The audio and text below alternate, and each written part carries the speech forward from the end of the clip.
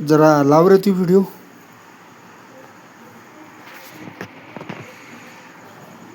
आणि आता सुरुवात करूया आजच्या स्पेशल रिपोर्टला. आजपासून तुम्ही तुमची कार बाईक बाजूला ठेवत मेट्रोचा पास काढणार. आता घरात महिन्यातून एकदाच भजी किंवा तळणीचे पदार्थ तयार करणार. उन्हाळ्याच्या सुट्ट्यांमध्ये फॉरेन ट्रिपचा प्लॅन रद्द करणार. बॉसच्या मागे लागून वर्क फ्रॉम होम साठी हट्ट करणार. यातील एका किंवा सगळ्या प्रश्नांची उत्तरं हो अशी असतील तर पंतप्रधान मोदींच्या लेखी तुम्ही सच्चे देशभक्त आहात. मात्र ही देशभक्ती सिद्ध करणं तुम्हाला कितपत शक्य आहे आणि परवडणार आहे हाच मूळ प्रश्न आहे.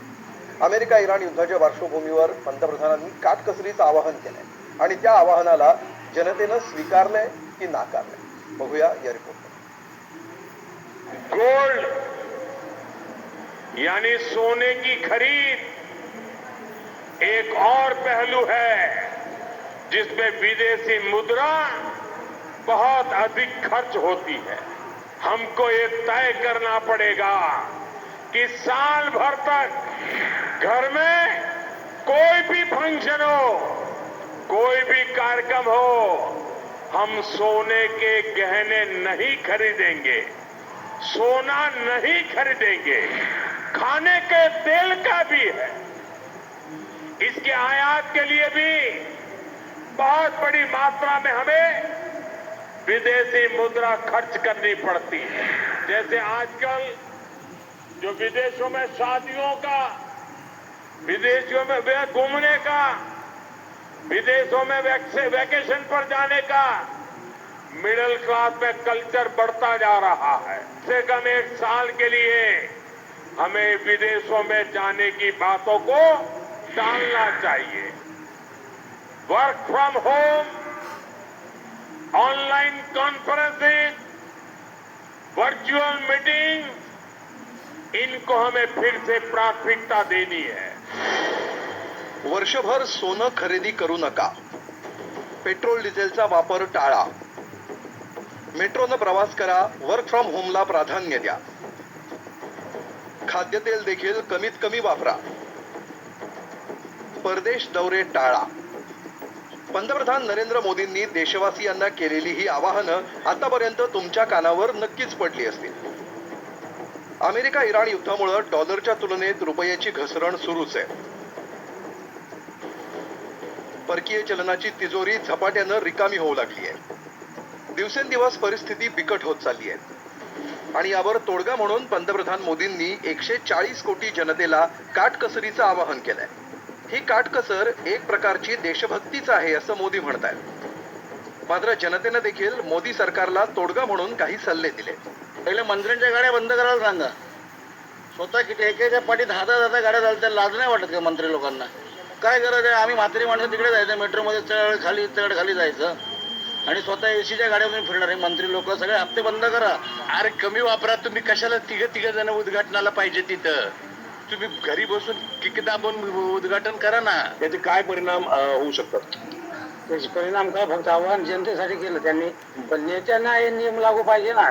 आमदारांनी, मंत्र्यांनी, खासदारांनी, पंतप्रधान सगळे पेमेंट घ्यायला नाही पाहिजे, कोणत्याही सुविधा घ्यायला नाही पाहिजे. पंतप्रधानांनी अतिशय चुकीचं मार्गदर्शन देशाला केलंय. तुम्ही येऊन थाळ्या वाजवायला सांगायच्या आणि आम्ही थाळ्या वाजवायच्या, आणि आज तुम्ही येऊन सांगायचं तेल वापरू नका आणि वापरायचं नाही.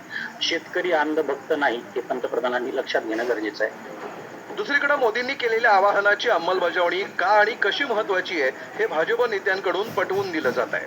आता सांगतोय बघा. सप्लाय चेन्सवर जे प्रेशर आहे त्याचा विचार करता आणि आपला जास्तीत जास्त परकीय चलन आपल्याला वाचवता कसं येईल हे बघता, या प्रत्येक गोष्टीत आपण ज्या प्रकारे रॅशनलायझेशन करू शकू ते केलं पाहिजे.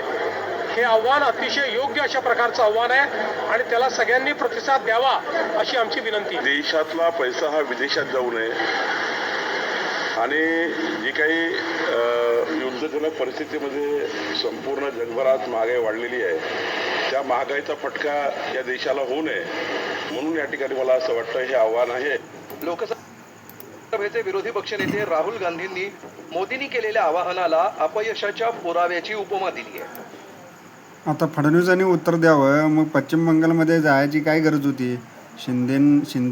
एकनाथ शिंदे गेले, त्यानंतर फडणवीस गेले. एवढं तुम्हाला हे होतं तर दुसऱ्या राज्यामधल्या निवडणुकीसाठी तुम्ही जायची काय गरज होती? आणि जो आत्ता परवा पूल बांधला गेला त्या पुलाचं उद्घाटन करायला कोण कोण गेलं होतं हे पण जरा बाहेर येऊ दे. आणि फडणवीसांना ही विनंती आहे की आता नाशिकमधला कुंभमेळाव्याला स्थगिती मिळणार का? आणि किती हा कुंभमेळावा किती पैशाचा प्रोजेक्ट आहे, म्हणजे हा कुंभमेळावा जो आहे तो मेळावा किती पैशाचा आहे हे जनतेला बी कळू द्या. फडणवीसांनी सांगावं. याबरोबर फडणवीस काय करतात, गोल गुमट्या मारतात म्हणजे काय करतात, जनतेला भुलवतात.